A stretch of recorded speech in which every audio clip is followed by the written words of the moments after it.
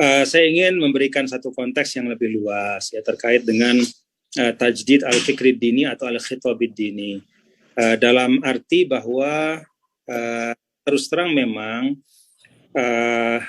saya kebetulan sekarang diamanahkan sebagai Ketua Alumni Al-Azhar untuk di Indonesia menggantikan Bapak Profesor Dr. Quraish Shihab. Nah, Al-Azhar dalam beberapa tahun terakhir, Bapak-Bapak dan Ibu, itu punya 5 concern. 3 diantaranya terkait dengan pemikiran keagamaan, dan yang 2 terkait dengan al-insaniyah atau aspek kemanusiaan. Yang terkait dengan keagamaan itu pertama adalah tafkik al-fikril mutatarrif. Jadi mendestruksi atau mempreteli pemikiran-pemikiran ekstrem. Nah, kata mempreteli ini menggambarkan upaya intelektual yang dilakukan oleh Al-Azhar secara sangat mendasar untuk merespon dan meluruskan basis-basis argumentasi yang digunakan oleh kelompok-kelompok yang mengusung ekstremitas dalam beragama, yang dicerminkan dengan mudahnya mengkafirkan, mudahnya memfasikkan, dan mudahnya membid'ahkan. Itu yang pertama concern Al-Azhar, yaitu tafkik al-fikril mutatarrif. Yang kedua adalah tajdid al-khitabid din, yaitu pembaharuan di dalam al-khitabid din. Al-khitabid dini ya kalau kita maknakan secara gampang adalah bagaimana menghadirkan keberagamaan ya di dalam kehidupan kita. Bagaimana kita membangun narasi-narasi keagamaan di ruang publik. Apa yang mesti kita hadirkan di ruang publik?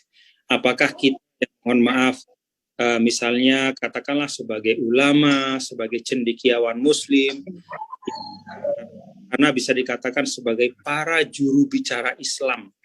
Apakah kita sebagai para juru bicara Islam ini sudah benar-benar mampu menghadirkan mahasinul Islam di ruang publik?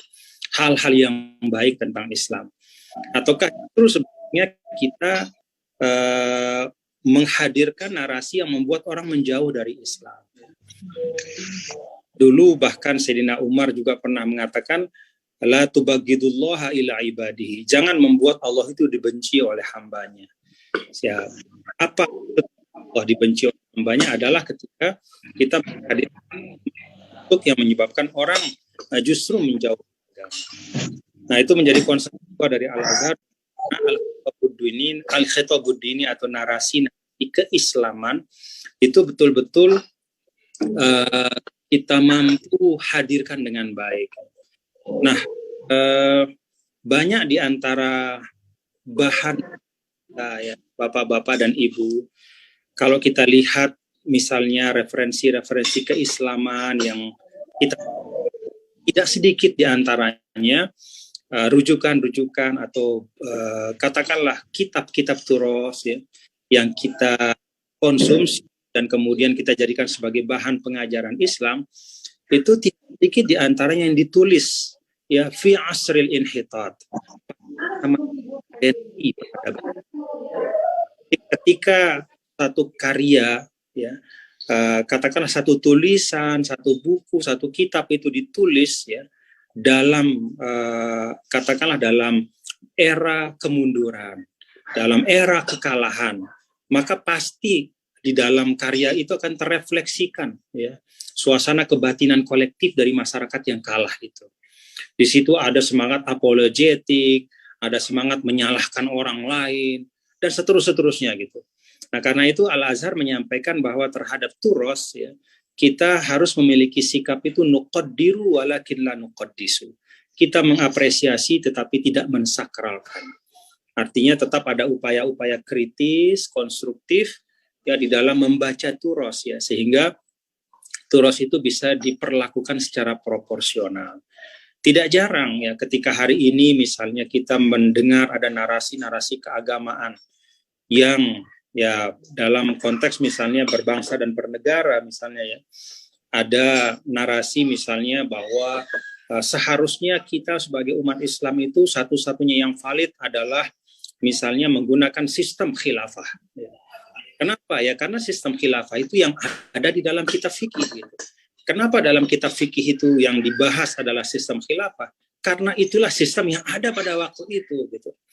Kalau pada masa abad pertengahan saat kitab-kitab fikih itu diformulasikan, itu sudah ada sistem pemerintahan republik, maka yang ada di kitab fikih juga adalah sistem pemerintahan republik yang dibahas gitu. Jadi dengan kata lain, bahwa formulasi-formulasi hukum itu tidak semuanya ya bisa dilepaskan ya. Tidak serta-merta bisa dilepaskan dari konteks sosial, politik, ekonomi, dan budaya yang ada pada masa ketika hukum-hukum itu diformulasikan. Nah, karena itu perlu untuk terus-menerus ya kita berikhtiar untuk mengkaji ulang ya tentang narasi keagamaan yang ada sehingga kita bisa menghadirkan mahasinul Islam atau keindahan Islam dari waktu ke waktu. Lalu yang ketiga menjadi concern Al-Azhar juga adalah dawabitul ifta wal fatwa. Jadi rambu-rambu di dalam masalah fatwa. Ya, kan kita tahu bahwa di dalam rumusan para ulama itu harus ada pembedaan yang jelas antara faqih, mufti, dan qadhi. Ya. Siapa faqih? Faqih itu orang yang ngerti hukum agama. Dia baca kitab, dia tahu misalnya menurut mazhab Hanafi hukumnya gini, menurut mazhab Hambali kayak begini, menurut mazhab Maliki dan yang lain seterusnya. Dia baca buku, dia baca kitab, dia mengerti, dia faqih, dia mengerti hukum. Tetapi tidak semua faqih itu berhak untuk berfatwa. Nah, seorang yang mengerti hukum itu baru boleh berfatwa kalau dia mampu mengkaitkan atau menyambungkan bainan nassi wal waqi', antara teks dengan konteks, antara teks dengan realitas. Nah, orang yang mampu menyambungkan itu, yarbutu bainan nassi wal waqi', maka dia bisa menjadi mufti gitu. Nah, orang yang menjadi mufti pun ya, ketika dia berfatwa maka fatwanya itu tidak mengikat siapapun. Ya. Dia tidak bisa merubah satu kondisi objektif. Nah, misalnya mohon maaf kalau misalnya ada ada suatu pasangan suami istri, lalu kemudian dia bertanya kepada mufti tentang permasalahan yang terjadi, lalu kemudian mufti mengeluarkan hukumnya bahwa suami istri harus pisah misalnya, maka tidak serta-merta ketika itu dia pisah ya. Dia hanya bisa pisah kalau kemudian hukum itu dikeluarkan oleh qadhi. Nah, qadhi itulah yang bisa yugoyirul waqi', yang merubah situasi. Ya, jadi fatwanya dia, keputusannya itu bisa merubah situasi yang objektif. Nah, terkadang kita ketika bicara tentang hukum, ya kita mencampur adukan antara faqih, mufti, dan qadhi. Maka setiap orang yang mengerti hukum, ya kemudian dia berlaku sebagai seorang mufti, bahkan juga meletakkan dirinya sebagai seorang qadhi. Akhirnya terjadi kacau balau, ya. Orang bingung mana yang harus diikuti. Ya. Nah, untuk qadhi itu mendapatkan legitimasi itu sebenarnya kan hanya dari pemerintah. Jadi ketika pemerintah menetapkan, maka dia menjadi hakim, dan karena dia menjadi hakim, maka vonisnya itu nafis, ya. Dia berlaku, dia merubah realitas. Tapi sepanjang mufti, apalagi sekedar faqih, itu tidak merubah keadaan. Terkadang, ya, dan itu sering sekali terjadi, di masa di mana semua orang bisa berfatwa. Bahkan yang tidak mengerti hukum pun itu meletakkan dirinya sebagai seorang mufti. Tidak serta-merta orang yang faqih bisa berfatwa, apalagi sekedar mohon maaf misalnya menjadi ketua ormas ya. Lalu dia berfatwa, kemudian dengan itu dia minta fatwanya diikuti. Nah, hal-hal seperti ini menjadi concern dari Al-Azhar karena ternyata banyak sekali fatwa-fatwa yang tidak memberikan solusi tapi justru menambah masalah. Banyak sekali pendapat-pendapat hukum yang tidak dilandasi oleh otoritas dan kredibilitas yang ternyata justru menimbulkan kompleksitas di tengah-tengah masyarakat. Nah, ini 3 concern Al-Azhar terkait dengan pemikiran keagamaan. Nah, kalau kita bicara tadi saya Pak Prof. Imam Suprayogo terkait dengan salah paham agama, menurut saya fenomena itu sebenarnya tidak hanya terjadi pada masa-masa sekarang. Bahkan ketika Rasulullah Shallallahu Alaihi Wasallam pun ya, para sahabat juga ada yang keliru dan salah memahami teks gitu ya. Ketika misalnya Allah Ta'ala berfirman, wa kulu washrabu hatta yatabayyana lakumul khaytul abyadu minal khaytil aswadi minal fajr. Ya. Makan minumlah kamu pada malam Ramadan sampai kemudian tali hitam, tali putih itu kelihatan dari tali hitam. Ada sahabat yang memaknakan itu benar-benar tali, sehingga dia bentangkan tali di rumahnya gitu, untuk melihat gitu bahwa dia tetap makan minum sahur sampai kemudian kelihatan pembeda tali yang putih itu dari yang hitam. Dia tidak mengerti bahwa yang dimaksudkan itu adalah sampai munculnya fajar, sampai datangnya waktu subuh. Artinya, ya, tidak semua orang di setiap masa itu memiliki kadar kefahaman yang sama terhadap Al-Quran. Karena itu dari awal Rasulullah SAW berupaya untuk meluruskan. Dan pada masa beliau juga, beliau menunjuk beberapa sahabat yang dijadikan sebagai rujukan. Ada Imam Ali bin Abi Thalib, ada Sayyidina Mu'az bin Jabal, ada Sayyidina Abu Musa al-Asy'ari, dan beberapa sahabat-sahabat utama. Sehingga sahabat-sahabat yang lain yang memiliki awaman di dalam teks itu bisa merujuk kepada sahabat-sahabat yang diberikan otoritas oleh Rasulullah SAW. Nah, untungnya pada waktu itu kan masih ada Rasul, sehingga tetap ada rujukan akhir. Nah, ketika Rasul telah wafat, lalu kemudian terjadi penyebaran Islam yang luar biasa. Kemudian yang masuk Islam bukan hanya orang Arab, ya, artinya mulai terjadi deviasi yang semakin lebar. Ya. Ragam kefahaman itu semakin jauh gitu antara satu dengan yang lain. Kalau pada masa Rasul, perbedaan pemahaman itu antara sesama Arab terhadap teks Arab. Kalau setelah Rasul wafat, setelah penyebaran Islam, ya antara orang Arab dengan non-Arab, antara orang Persia dan seterusnya, dan termasuk kita orang Indonesia. Gitu. Artinya memang deviasi atau perbedaan pemahaman itu dengan sendirinya memang akan semakin luas. Tetapi syukurnya ya, Bapak-Bapak Ibu, sebenarnya kan para ulama juga sudah memberikan panduan-panduan. Nah, kalau kita dalam istilah ulama, kalau kita ingin memahami Al-Quran, ya kita datangi rumah itu dari pintunya ya. Fa'tul buyuta min abwabiha, datangi rumah itu dari pintunya. Nah, ulama kan memberikan 3 hal ya, yang paling mendasar. Pertama ya kita menguasai periwayatan yang ada terkait dengan teks. Karena bagaimanapun periwayatan yang akan mengutuhkan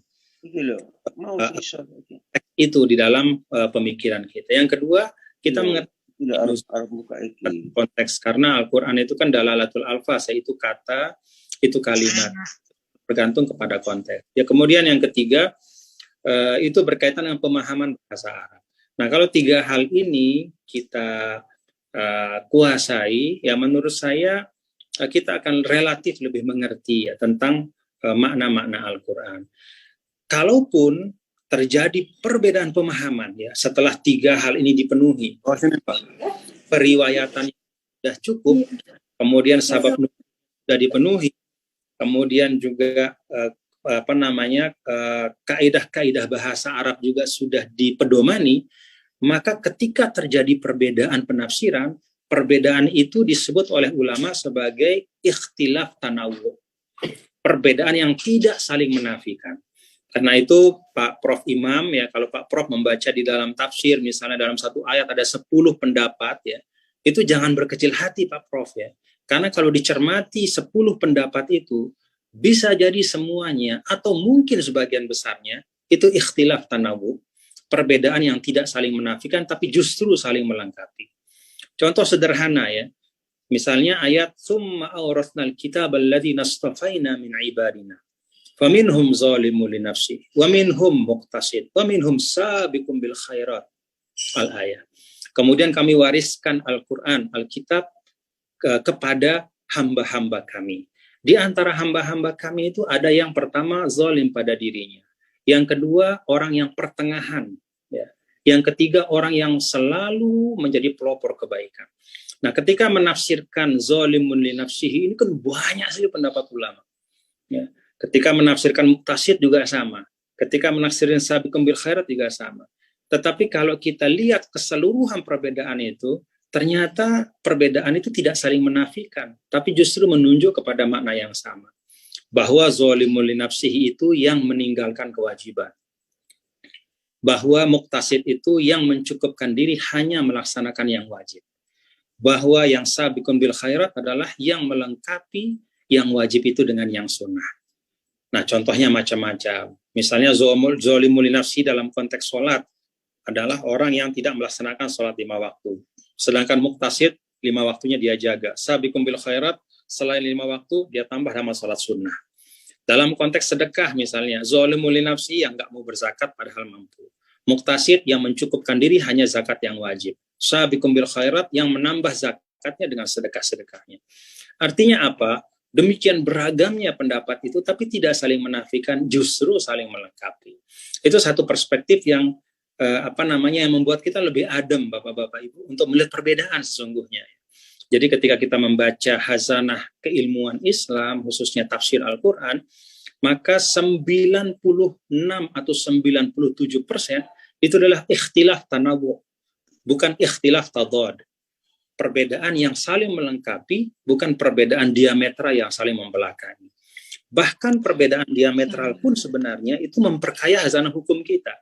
Contoh, ketika seorang wanita ditalak, maka dia punya iddah itu kan 3 kali. Ya. Wal mutallaqat yatarabbasna bi anfusihinna salasata quru.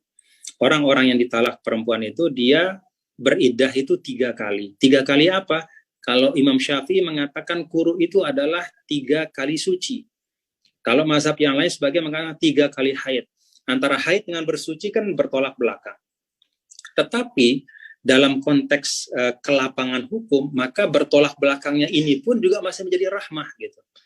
Dengan kata lain ya dipersilahkan siapapun kaum perempuan misalnya ingin menggunakan mazhab Syafi'i, maka dia menghitung idahnya itu adalah 3 kali suci. Yang menggunakan mazhab yang lain menghitung idahnya 3 kali haid misalnya. Terserah pilihan masing-masing. Artinya yang ingin saya katakan adalah perbedaan yang terdapat khazanah asik yang merupakan hasil dari eksplorasi para ulama kita dari masa ke masa, itu justru pada akhirnya ya, dalam pandangan saya, pada akhirnya justru lebih bermanfaat dari musibah. Jadi khazanah yang memperkaya intelektual kita, ya, memperkaya khazanah intelektual Islam, ya, dan membuat Islam itu menjadi sesuatu yang lebih mudah untuk diamalkan.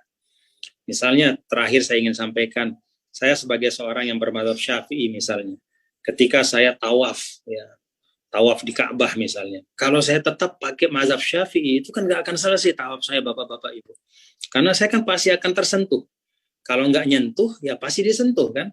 Dan dalam mazhab Syafi'i yang mu'tamad itu, pendapat yang kuat, nyentuh, disentuh, ya batal wudu. Gitu. Lah kalau batal wudu ya kapan selesainya? Begitu putar satu, kena, pergi lagi, wudu lagi. Karena itu kemudian ya kita berpikir mazhab Maliki. Walaupun pada ibadah yang lain bermazhab Syafi'i, tapi kita mengikuti khusus untuk tawaf misalnya mazhab Maliki. Bahwa tidak apa-apa kalau sekedar bersentuhan. Nah, artinya apa? Rentang perbedaan ini justru kalau kata Imam Abdul Wahab Asy-Sya'rani, ya, kalau kita sebagai umat Islam mampu secara dewasa menempatkan pendapat-pendapat fikih pada tempatnya masing-masing, maka dia tidaklah saling menafikan satu sama lain, tetapi akan mempermudah kita untuk melaksanakan tuntunan-tuntunan agama. Wallahu a'lam bishawab. Terima kasih. Assalamualaikum warahmatullahi wabarakatuh. Mohon maaf lahir batin. Terima kasih. Saya